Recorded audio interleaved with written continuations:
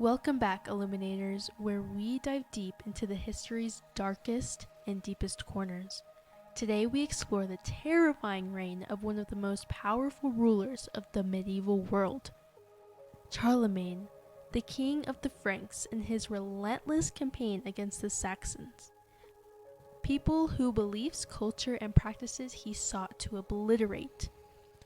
But why did Charlemagne view the Saxons with such contempt? And what fueled his brutal religious mission to wipe out their way of life? So let's break it down. There's no doubt Charlemagne, like many rulers of his time, took inspiration from the Roman emperors. Much like Augustus, Charlemagne's vision was to unite his empire under a single divine ruler. He saw himself as both emperor and protector of Christianity. But what he faced in the northern territories was a group of people who represented everything that he believed to be wrong: the Saxons. The Saxons were fierce, independent, and deeply connected to their ancestral pagan traditions. They did not bow to the Christian God nor adhere to Roman laws, which, to Charlemagne, made them not just enemies, but evil people. The Saxons worshipped gods that Charlemagne and his advisors saw as demonic forces, and this perception allowed Charlemagne to justify his violent campaigns against them. So who were the Saxons? The Saxons were Germanic people known for their warrior culture and strong connection to nature and the spiritual world. They believed in gods tied to their natural elements, with Woden and Thor being amongst the most revered.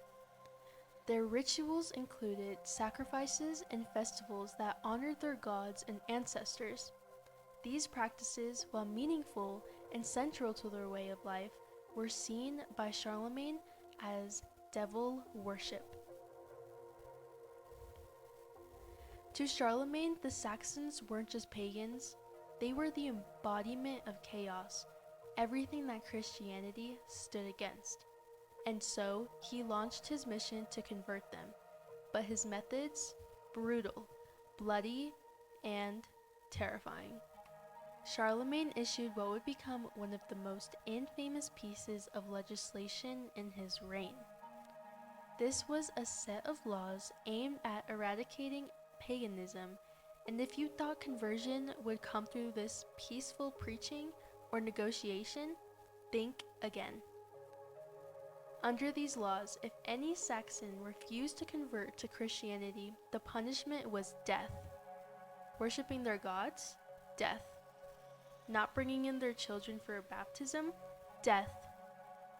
Charlemagne's devotion to Christianity was so extreme that he believed wiping out the entire communities was justified if they wouldn't accept his faith. This was more than just enforcing law. This was religious terror.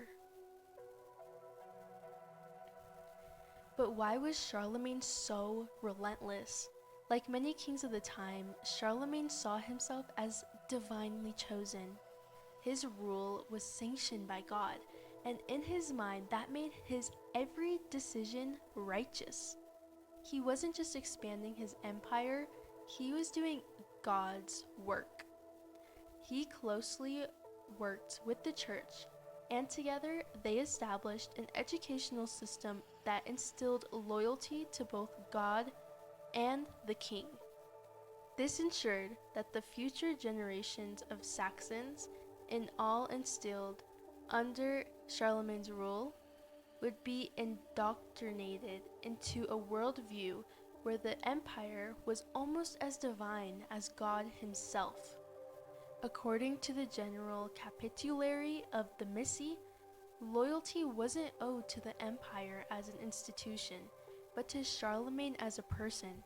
He demanded oaths of fidelity directly to himself, and his name was always listed above God's in his laws, a clear signal that the emperor came first in the eyes of his subjects.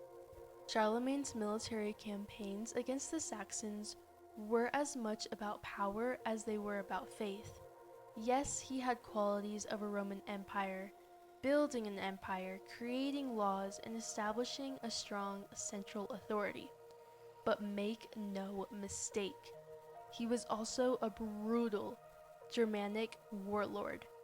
His conquest relied on brute military strength and a constant show of force.